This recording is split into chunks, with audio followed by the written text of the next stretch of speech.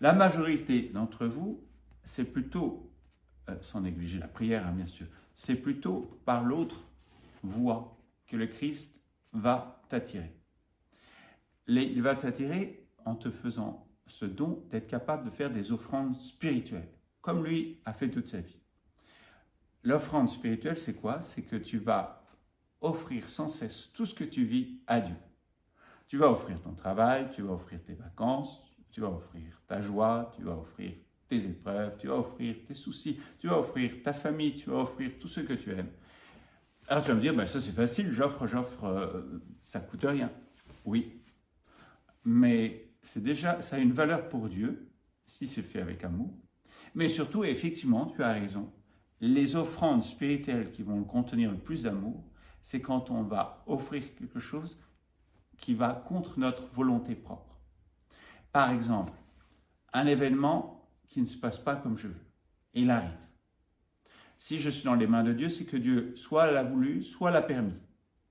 Et donc cet événement, que Dieu n'a peut-être que permis, qu'il n'a pas vraiment voulu, ça veut dire que si je l'accueille, si je l'offre à Dieu, Dieu va s'en servir pour m'approcher de son cœur.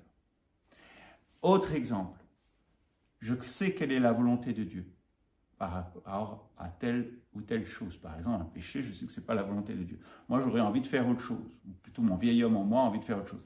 Je renonce à ma volonté propre, ou plutôt exactement à la volonté de mon vieil homme qui a des convoitises bizarres, pour faire la volonté de Dieu. Là, il y a une offrande de ma volonté, une offrande de quelque chose de concret. Là, je vais devoir mettre beaucoup d'amour pour y arriver.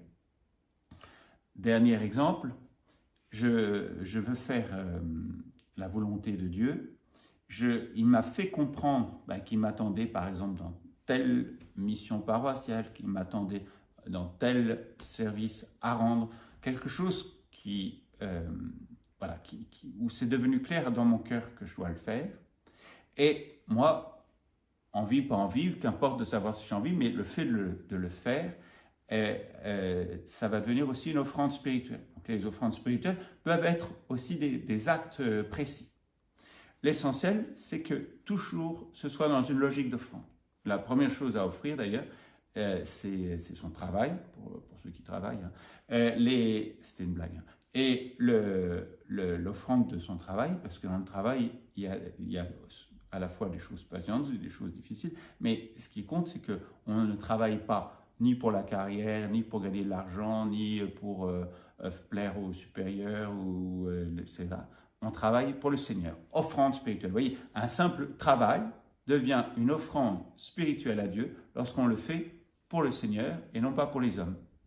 Voilà, donc ces deux moyens, et je pense que pour toi qui m'écoutes, la plupart du temps, c'est l'offrande spirituelle qui va être le moyen privilégié pour, sans oublier la prière, pour atteindre le cœur du Christ et attirer ainsi vers lui toutes les personnes qui te sont reliées.